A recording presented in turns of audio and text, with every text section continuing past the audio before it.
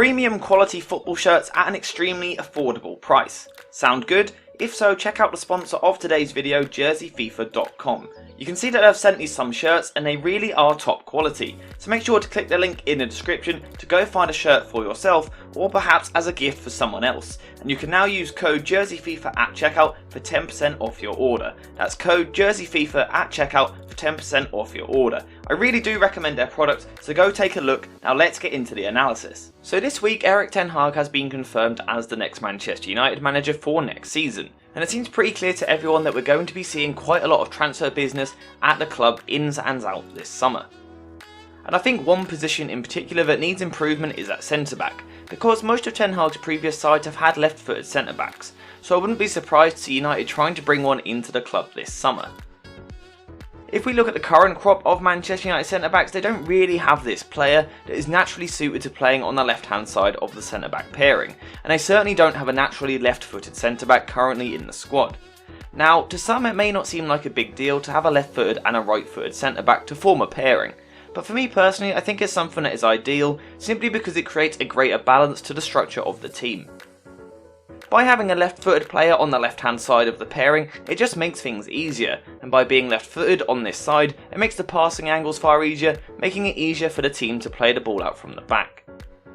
To me, it just gives the defence a more natural feel to it, and if we take a look at Laporte and Diaz at City for example, it seems to make life much easier for them, and everything looks easier when they try and play the ball out through the press. So now it's time to take a look at some potential candidates for this position. Now, I'm not saying any of these players are necessarily perfect for Manchester United, this is me thinking out loud about some different left-footed centre-backs in Europe.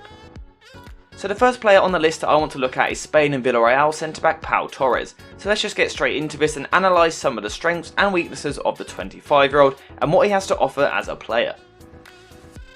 So first things first, and one of Torres' best attributes is his ability to play his way out of the press. In these situations he's extremely comfortable taking the ball under pressure before showing excellent footwork to skip forward with the ball. Torres also has plenty to offer to his side slightly further up the pitch, particularly when his team is looking to dominate possession, and again in these areas he's a brilliant passer of the ball, allowing him to move the ball forward for his side. Whilst his short passing is very impressive, one of my favourite things about Pau Torres as a player is his long passing ability, and it's an excellent tool for a team to have when a centre-back is able to switch to play with brilliant passing accuracy.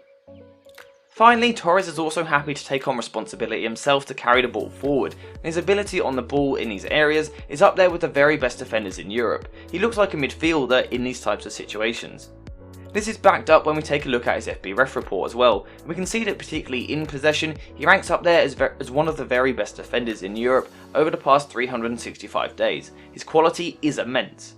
Now, as with all players, Torres does have some weaknesses, and whilst he is excellent on the ball, at times he can struggle with the physical aspect of the game, and that could be a concern with a potential Premier League move. Now, typically this would be a major concern, however Torres largely makes up for his lack of physicality with his brilliant mind and his ability to read the play, and it really is top notch, and he does have excellent defensive awareness. Because of this, Torres is a centre-back that prefers to defend the space rather than playing in an aggressive manner up against an opposition forward, and as I said, he prefers to sit back, read the play and defend the space in behind the back line. One thing that helps this is that Pau Torres is also pretty quick as well, and it's a very good combination when a player is able to read the play whilst also having the mobility to get across and deal with the situation effectively. Now, whilst Torres is quite impressive defensively across the ground, he does have his weaknesses in the air, and despite being over 6 foot tall, his strength is certainly not in the air, which again could be a concern in a more defensive and physical league. For this reason, I think that the most important thing about this signing would be finding the right partner to complement Torres' strengths, whilst also masking his weaknesses, so that would be an important aspect of any transfer. However, I do think the Spaniard is still an excellent centre-back, and his ability on the ball alone really does make him an excellent option, and it does seem as though on the ball he has what Ten Hag will want from his centre-backs at Manchester United. And with all of that in mind, I do think that Pau Torres would be a potentially good signing. He obviously has his weaknesses, but he also has a lot to offer to any side, but now it's time to move on to a potentially slightly cheaper option. The next player on the list is the much younger 20-year-old Croatian centre-back Gvardiol, and this might be a player that is slightly unknown to a lot of people, but this season his performances have been grabbing a lot of attention. Now, starting at the back in possession, it is a little bit difficult to talk about Gvardiol's ability in terms of press resistance, because the sample size is smaller than what we would like, so for now I don't really have too much to say on that in particular. However, slightly higher up the pitch when his team is dominating, Gvardiol really comes into his element, and yet again he is one of the best in Europe when it comes to centre backs that are able to progress the ball forward with their passing ability. As well as progressing the play through his passing, Gvardiol is also excellent at taking the ball on himself to progress the play, and when he decides to carry the ball forward on the dribble, he's actually a really exciting centre back to watch. Having put this work in to progress the ball forward towards the final third, I would actually go as far as calling Gvardiol a creative centre back, which isn't a tag that I would give to many players, but his ability to pick past any sorts of areas is really different. To back this up, we can take a quick look at his FB ref report, which again compares him to every other centre back in Europe's top 5 leagues over the past year, but we can see how impressive his numbers are when it comes to playing with the ball. So now time to look at what he brings to his side out of possession, because at the end of the day his primary job is to defend, and in this regard he is an extremely aggressive defender, who is always looking to defend on the front foot with the tackle. Now, this could be beneficial for the team, especially if Ten Hag wants his side to press high up the pitch like we expect, and this willingness to defend aggressively would help the side win the ball back high up the pitch in order to regain control of the ball. Now, whilst this aggressive defending is certainly a good trait of Gvardiol, I think it is something that could be regarded as a weakness as well if he gets it wrong and leaves his team exposed, but I would assume that this judgment will improve with further experience. And yet again, there would be a big emphasis placed on Ten Hag to find the right partner, because yet again a centre-back partnership is all about finding the right balance between two people whose play styles complement each other. Now, one thing that does make Gvardiol quite appealing as a centre-back is that he's a very competent defender in 1v1 situations, and he's more than happy to move into these slightly wider areas to win the ball back from his dribbling opponent. One of the reasons for this impressive 1v1 ability is again the fact that he is quite aggressive with his playstyle, and he's more than happy to commit to a full-blooded tackle to make sure that he wins the ball back for his side. Now, as I've said a few times already, Gvardiol is certainly a player that needs some development, but perhaps Erik Ten Hag could be the perfect coach or manager to really develop Gvardiol as a player to take his game to the next level. Now time to continue on to the next player, in fact the last player on the list, and that's 22-year-old German centre-back Schlotterbeck, who again has been making a name for himself across Europe for most of the season. Now again, I would like to start by talking about his ability when playing the ball out from the back, but due to Freiburg's playstyle, there is once again a rather small sample size to go off, so I want to move on and look at his next traits.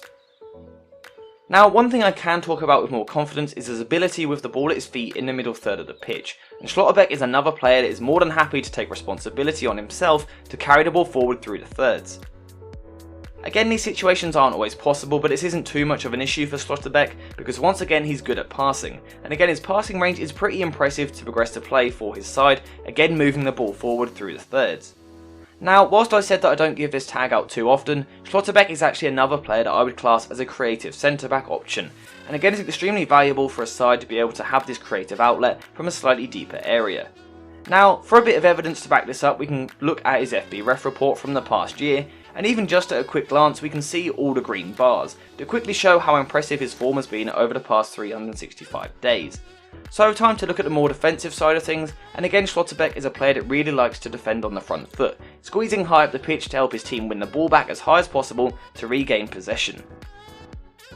Part of this rather aggressive approach is also Schlotterbeck's ability in the air, and he's actually a very impressive header of a ball, and one of his strengths is when he really climbs up above players to win majority of his aerial duels. Schlotterbeck's physical attributes don't stop there because he also has brilliant recovery pace, which helps him play this aggressive style, whilst knowing that he has the insurance of his recovery pace in case he is to make a mistake. However, despite this, it isn't necessarily sustainable for a really top player to play this way, but he is only 22 years old, which means that he has plenty of time to develop his reading of the game if he wishes to take the next step and next level as a player. And as with every player on this list, and pretty much every centre-back in world football, the biggest thing would be finding the right centre-back to partner up alongside Schlotterbeck to really get the best out of both players. But, as I've been saying throughout the video, Erik Ten Hag could be the perfect manager to do exactly this. He's done it several times at Ajax now, so I don't see any reason why he couldn't do something similar with Manchester United moving into next season. Because at the end of the day, he isn't daft. He will know that the centre-back issue at the club is something that needs to be addressed. But personally, I'm quite interested to see who could be brought into the club in order to try and fill this gap in the team. and I'm sure that alongside Rangnick, Manchester United will make a good decision with who they bring in. But as always, I'm really interested to hear your thoughts in the comments down below, so make sure to let me know. Thank you guys for watching, and I'll see you in the next one.